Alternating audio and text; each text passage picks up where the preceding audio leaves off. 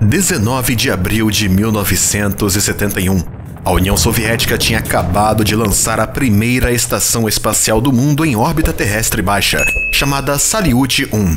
2 meses mais tarde, 6 de junho de 71, o Soyuz 11 faria uma viagem à estação espacial em órbita, com Georgy Dobrovolsky, Vladislav Volkov e Viktor Patsayev a bordo da nave espacial. O Soyuz 11 foi lançado para o espaço e os 3 astronautas embarcaram na estação espacial Salyut 1, 7 de junho de 71, sem qualquer problema, e estiveram lá para realizar 3 semanas de experiências, como cultivar couve chinesa e cebola bulbo, tirar espectrogramas de estrelas e tirar algumas fotos de órbita da neve e o gelo no rio Volga.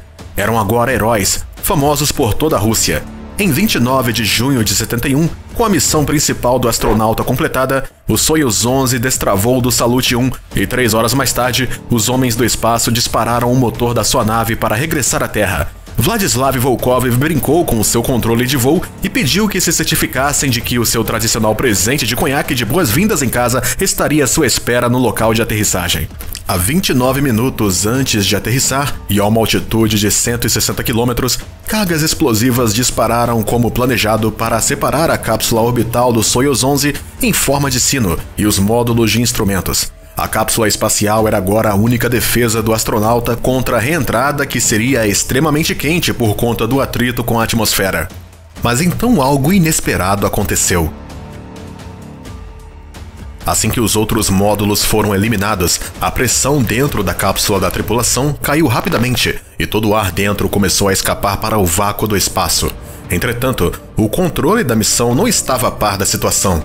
Tentativas de contatar os astronautas através do rádio foram encontradas com silêncio, e uma sensação de mal-estar rastejou para dentro da sala. 22 minutos antes de aterrissar, a cápsula foi pega no radar entrando no espaço aéreo soviético. Os comandantes da missão sabiam que, por conta da nave ainda estar reentrando na atmosfera, que seria coberta por um casulo de plasma, e portanto a comunicação seria impossível durante esse tempo. Com o passar dos minutos, as esperanças de um final feliz foram reacendidas quando o paraquedas da cápsula espacial foi automaticamente lançado, e logo em seguida um paraquedas maior. No entanto, ainda não houve notícias da tripulação, e 10 minutos antes de aterrissar, as tripulações de helicópteros avistaram a nave sem danos, balançando para trás e para frente com um paraquedas de aspecto perfeito. O controle da missão foi exaltado quando o comandante do helicóptero comunicou por rádio que a cápsula tinha aterrissado em segurança.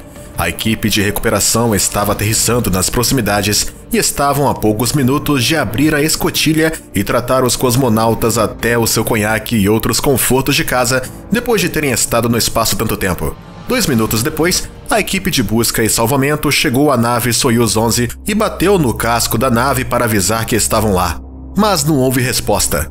Quando abriram a escotilha, um olhar de incerteza tomou conta do rosto de um dos socorristas. Dentro da cápsula, a equipe de recuperação viu os 3 astronautas caindo sem movimento. Seus rostos estavam cobertos de manchas escuras que pareciam hematomas, e o sangue vinha dos seus narizes e orelhas. Um dos homens, Dobrovolsky, ainda estava quente, mas as tentativas para reanimá-lo não tiveram sucesso.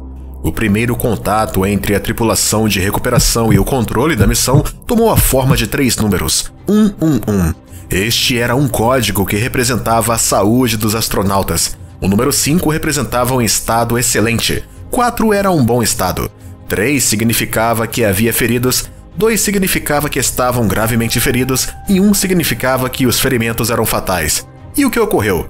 Com base nas posições dos corpos dos astronautas, se chegou à conclusão de que Dobrovolsky e Volkov se tinham desprendido dos seus assentos para tentar encontrar o local de onde estava vazando o ar do interior da nave. Os rastreadores de saúde mostravam que seus batimentos cardíacos dispararam à medida que procuravam, mas o tempo não estava ao seu lado. Em apenas 50 segundos, o pulso de Patsayev caiu à medida que seu corpo ficou faminto de oxigênio, e em 110 segundos, os 3 tinham morrido. Os investigadores tinham tomado conhecimento de que uma válvula defeituosa tinha sido a causa do acidente espacial. Seu funeral foi épico em grande escala, e todo o país lamentou a sua morte. Os soviéticos pararam todos os voos espaciais humanos, enquanto os engenheiros redesenharam a nave espacial Soyuz. Todos os astronautas são agora obrigados a usar roupas espaciais durante os lançamentos. Mas a Rússia não é o único país a ter um desastre espacial que custou a vida aos corajosos astronautas. Os Estados Unidos lideravam o mundo em viagens espaciais com a engenhosa engenharia do foguete reutilizável, mas até ela teve problemas.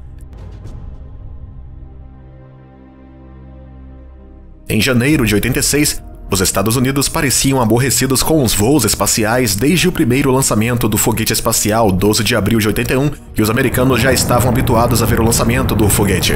O programa não tinha experimentado problemas desde o seu voo de estreia, mas tudo iria mudar rapidamente. Na manhã de 28 de janeiro de 86, a tripulação da missão STS-51L embarcou no Challenger orbital. Era uma manhã ensolarada, mas fria de terça-feira. Em todos os Estados Unidos, as pessoas estavam um pouco mais entusiasmadas com este lançamento, porque a tripulação de 7 astronautas incluía a especialista em carga útil Christa McAuliffe, que era uma civil, professora escolar e mãe de 2 crianças. Ela fazia parte do projeto Teacher in Space, e prova de que o espaço estava agora bem aberto, não só aos pilotos de caça ao topo, mas também ao americano médio. O foguete Challenger foi comandado por Dick Scoob, com Michael Smith como piloto, juntamente com os especialistas da missão Ellison Onizuka, Judith Resnick e Ronald McNair. Outro especialista em carga útil com Christa foi Gregory Jarvis. Às 11h30 da manhã, o foguete Challenger decolou do Cabo Canaveral da Flórida com Christa a caminho de se tornar a primeira americana para o espaço.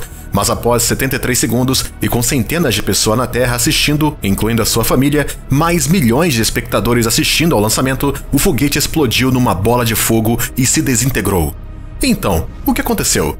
Nós dissemos que foi uma manhã fria. Na verdade, havia gelo na torre 2 horas antes do lançamento. Uma medição feita durante a noite pela equipe de gelo registrou temperaturas no impulsionador de foguetes sólidos à esquerda, a menos 4 graus Celsius, e à direita, a menos 13 graus Celsius. Contudo, estas medições foram registradas apenas para dados de engenharia e não foram comunicadas, uma vez que as temperaturas dos propulsores de foguetes sólidos não faziam parte dos critérios de compromisso de lançamento. Antes de continuarmos, é importante saber que os propulsores de foguetes sólidos da lançadeira são compostos por 4 segmentos aparafusados em 3 juntas de O-ring.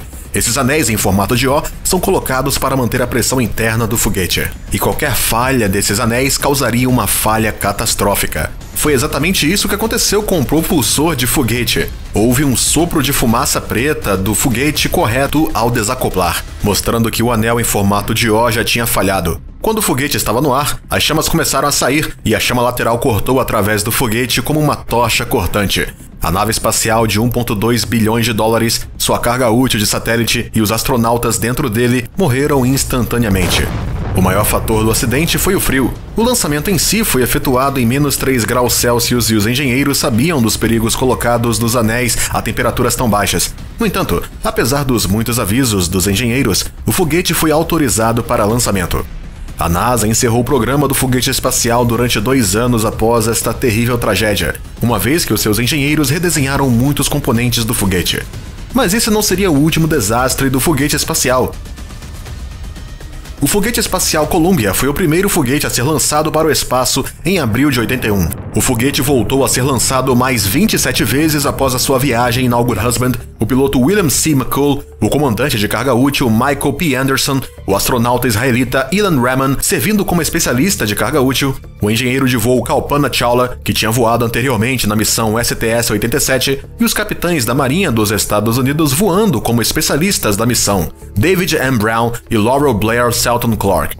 O lançamento parecia ter corrido bem e sem problemas. Os astronautas estavam numa missão de 16 dias e realizaram com sucesso cerca de 80 experiências científicas e de investigação, trabalhando 24 horas por dia em 2 turnos alternados. Agora era a hora da tripulação regressar a casa, e o foguete espacial Columbia estava programado para entrar na atmosfera e aterrissar no dia 1º de fevereiro de 2003. Às 2h30 da manhã, a equipe de controle de voo de entrada iniciou seu turno no controle de missão. A bordo do orbital, a tripulação arrumou objetos soltos e se preparou para a reentrada. Husband e McCool começaram a trabalhar através da lista de controle de entrada, e às 1h30 da tarde, a tripulação da Columbia foi aprovada para entrar em órbita, que durou 2 minutos e 38 segundos. Às 1h44, Columbia reentrou na atmosfera a uma altitude de 120 km. 4 minutos e meio mais tarde, um sensor começou a registrar uma quantidade de estresse superior ao normal na ala esquerda. mas os dados do sensor foram enviados para um gravador interno, e a tripulação ou controladores de terra não os viram. O orbitador começou a bocejar para a esquerda devido ao aumento do arrasto. Contudo, o sistema de controle de voo do orbitador corrigiu o problema, e a tripulação nunca notou o arrastamento ou o que estava acontecendo. Se seguiram sensores que indicavam problemas nos sistemas hidráulicos da asa esquerda e uma perda de pressão dos pneus no trem de aterrissagem do lado esquerdo. Columbia voava a 60 km acima da Terra a uma velocidade de 20.120 km por hora, quando os controladores de voo receberam as suas últimas comunicações do foguete. Vídeos de muitas testemunhas assistiram horrorizadas à ruptura e desintegração do foguete. Então, o que aconteceu com a Columbia e sua tripulação?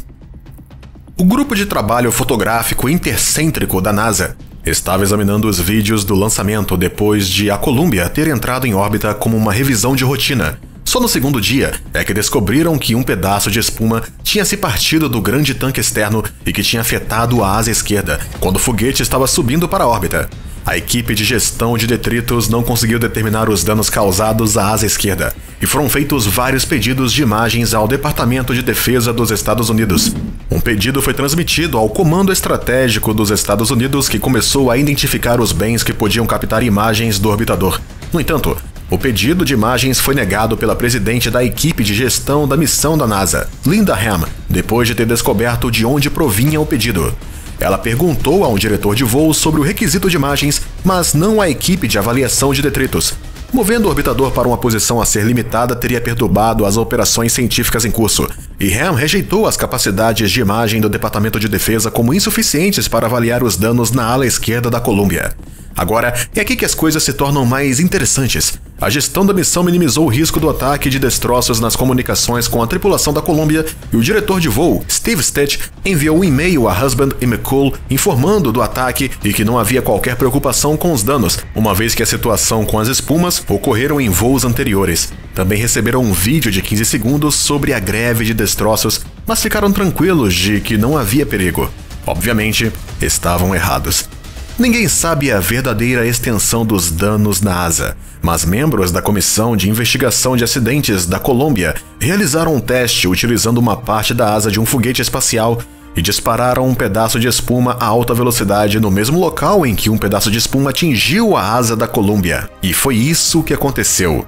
Para espanto dos espectadores, os investigadores abriram um buraco de 60 centímetros na asa do foguete após dispararem um pedaço de isolamento de espuma contra ela. Esta foi a arma fumegante que provou que os danos causados pelo ataque de destroços levaram à destruição da Columbia e à perda da sua tripulação. Foi o último lançamento do foguete espacial e o programa do foguete espacial foi retirado depois disso. Desde então, os astronautas têm vindo a entrar no espaço com o programa russo Soyuz e agora com os foguetes do SpaceX. E isso é tudo por hoje. Espero que você tenha achado o vídeo interessante e que você tenha aprendido como são corajosos os nossos homens e mulheres que vão para o espaço. Fiquem ligados aqui para mais vídeos no futuro e obrigado por assistirem.